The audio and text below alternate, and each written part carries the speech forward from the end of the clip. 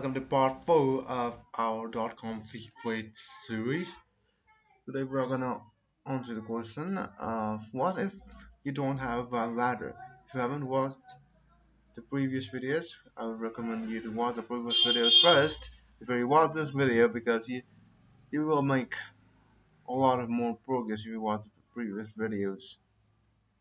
Uh, so what if you don't have a valid ladder? Oftentimes, it's hard for companies to figure out how to add more offers to their valid ladders.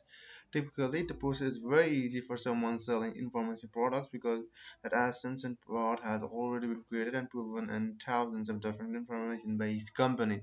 But if you are selling something else, what if you offer physical products, e-commerce, business services, or professional services where the part isn't quite as clear? Sometimes it takes a little thought and creativity. If you already have a product or service that is still in the middle of your ladder, what other bait could you create to attract a dream customer? Okay, here's a friend who owns a company that makes custom suits for people. He was stuck selling a high-end service but unable to see how to construct a solid value ladder, probably because the front at the time was $2,000. After a while, his friend tried giving away free cufflinks online. He put the offer up, started to advertise, and within days he had generated hundreds of perfectly qualified leads. And then took those people to an Ascension plant to get them to purchase their own custom suits. Oftentimes, companies have a front-end product but nothing more to sell on the back end. For that, let's take a look at what else they could bundle together. Could they offer a coaching program? How about a live event? What other results or value could they give their clients? We told us earlier that FitLife.tv's core issue was not a traffic or conversion problem. The only real problem was they had no value ladder. Because of that, they couldn't build out a true sales funnel. They brought people into the funnel, but then the relationship ended. We wanted to give them money, but there was no clear path for them to follow. As soon as they added those things into their business, customers naturally started to ascend the ladder, ultimately paying Drew and his team what they were worth. It's not always obvious what you can add to the front end or the back end of your company. It promises that the solutions are there. You also know that if we want to succeed and beat our competition, we need to have this value ladder in place. In the next chapter, we're going to talk about the basics of building out our sales funnel. But please take time to fill out your own value ladder. Again, unless you have a complete value ladder, it's impossible to build out an effective sales funnel. Bait, front end, middle, back end, value ladder versus front funnel. Okay, bait, front end, middle, back end versus good. Secret number three: from a ladder to a funnel. The secret formula was created to help you figure out who you wanted to serve, how to find them, what kind of bait you should use to attract them, and where you want to take them. That was created to help you figure out what products and services you need to add so that your dream clients move from a bait to high-end services. Now it's time to bridge the gap in a wild ladder and a sales funnel. In sections 3 and 4 of this book, we'll go into a lot of detail about the strategy, psychology, and tactics you need to build out your own sales funnel. But first, I need you to understand what a sales funnel is and how that relates to everything we have discussed so far. The section is short but critical to your success. In a perfect world, I would immediately be able to talk my dream client into purchasing my best, most expensive service. But as we discussed in the last chapter, that's almost impossible because I don't provide value. Besides, my high service might not be the best fit for all people. It's almost impossible to build a company just offering a high-end services. You need a full range of offers, so instead of trying to convince someone to buy the most expensive offering right away, we build a funnel that will help us do two things: provide value to each customer at a unique level of service that he or she can afford, make money, and be profitable while identifying our dream clients who can afford our highest offer. The best way to show how this works is to draw a funnel. Traffic, that's huge. There's a lot of traffic, and then the bait. Then from traffic, we transfer them to the bait, which the fewer people than entire traffic. Then we transfer from the bait to the front end, which is even fewer people. Then from the front end to the middle end, which is fewer people, and to finally the back end, but even fewer people in the back end. A funnel moves people to the sales process. They enter as a prospective customers, as prospective customers traffic, and the job is to convert as many as possible into repeat customers by selling to them at the front, middle, and back end of your funnel. Above the funnel is a cloud that represents all of its potential customers.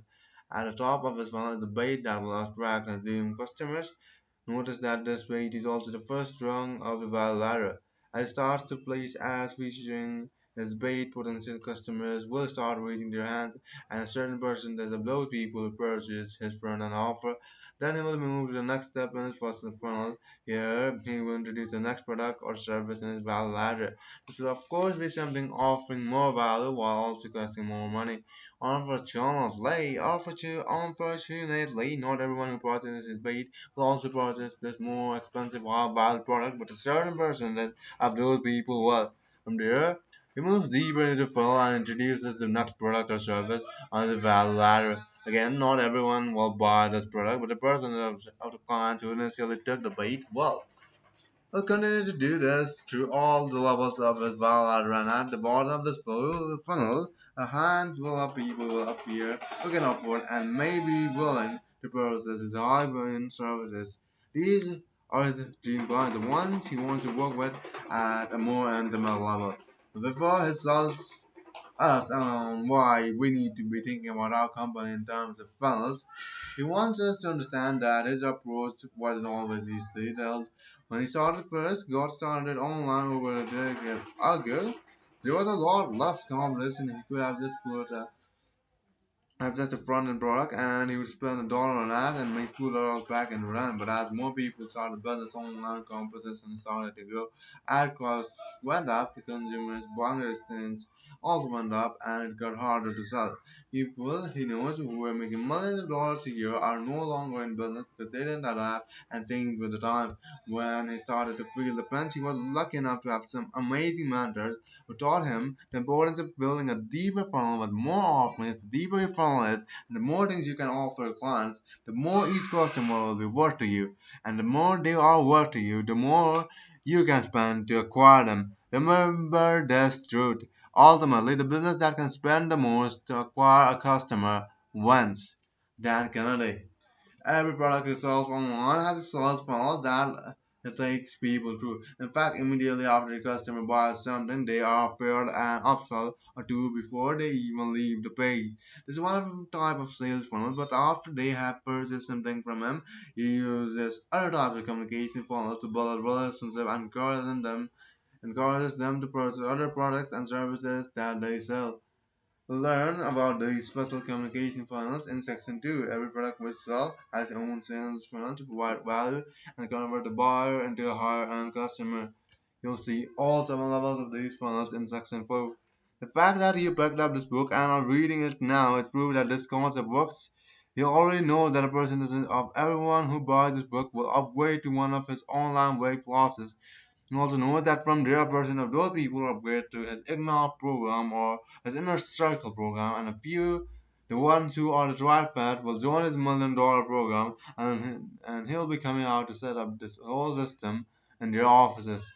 Let's review. So sales funnel is just an online process. You take someone to get them to ascend to different levels of a value ladder. It's actual web pages that will make the secret formula work. The secret formula will help you find a dream customer, offer them a bait, and lead them to where you want them to go, all while providing the customer value and making you money. Up next, so the next logical question after you understand the concept behind sales funnel is where do you find the people to put into that sales funnel? Secret number 4 will present 3 simple questions to help you find your dream clients and bring them to your website with credits in hand. Your dream customers, who and where? Who are your dream customers and where are they? Secret number 4, how to find your dream customers. With a secret formula, you discover that you must find out who your dream clients are and then find out where they are. Usually, his clients can figure out pretty quickly who they want to sell to, but let's get stuck figuring out where those dream clients are and how to get them to visit their websites. The process of getting people to come to your website is called driving traffic. So when he talks about traffic throughout this book, We're talking about the people you're convincing to an ad to come to your website. People always ask him how to attract more traffic to their website, but before they can address how to get those people, we have to understand the concept of congregations. One of the coolest things about the internet is the power of congregations. These seemingly unimportant groups of people gathering together in little corners of the internet make it possible for people like us and me to get into business quickly and be successful without all the barriers and expensive hurdles of traditional media. When you say the word congregation, what's the first thing that pops in your head? For most people, the word congregation brings to mind a church. A church is really nothing more than a group of people who gather together based on similar beliefs, values, and ideas. For example, each week the Baptists all congregate together based on their similar beliefs and values. The Catholics also congregate together, and so do the Mormons. Seventh-day Adventists, Muslims, and Jews, etc. Right? So if I were selling a perfect product for Mormons, where would I go to sell it? Of course, I'll go to the Mormon church. My dream customers would be right there, congregated together. All I would have to do is put my message out in front of them. The point is now to teach you how to sell things to churches.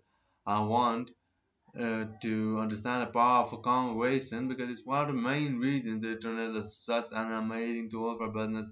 Prior to the internet, it was hard for people around the world to congregate together. We're limited by location and ability to communicate. But now it's impossible. It's possible for anyone and everyone to congregate together and discuss almost anything with groups of people who hold similar beliefs.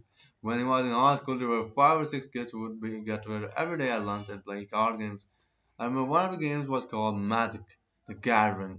Now, I had never heard of it, and the other kids were kind of strange sitting by themselves playing cards.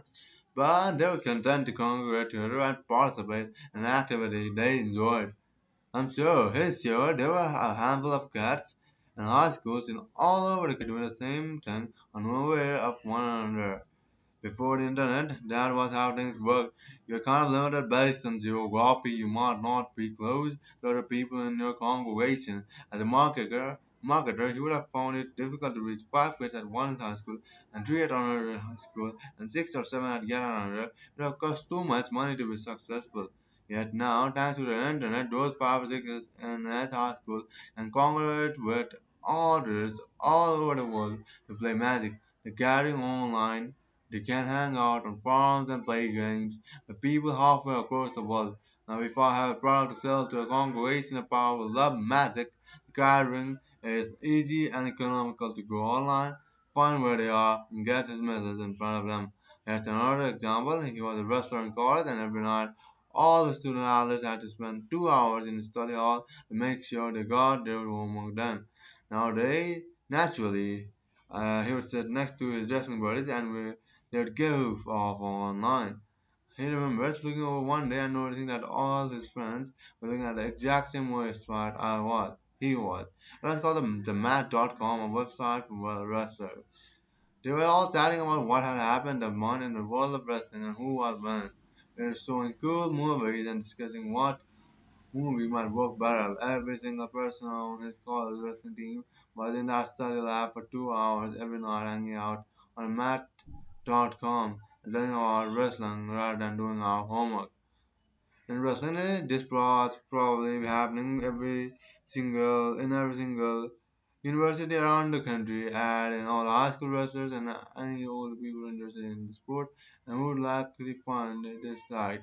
And you can see the potential every single wrestler in the world could congregate in one spot and talk about wrestling. Now, if I had a wrestling product, what would you do to sell it? I would find an existing congregation of wrestling fans and I would put them his message out in front of them. Simple. There are congregations for everything we can dream up, from antique buyers to zipper collectors. Once we understand the core concept of congregations, driving traffic is incredibly easy. Not sure where your congregations are? Just go to Google and type in your keywords plus the word forum or search for groups related to your keywords on Facebook. It might take a little digging, but will find your target audience. And there are three questions you have to ask yourself to find real tap into this conversation. Who is your target market? Where is the target market congregating? And finally, how can you get a customer to leave the conversation and check out your page? That's the questions that you got to be answering.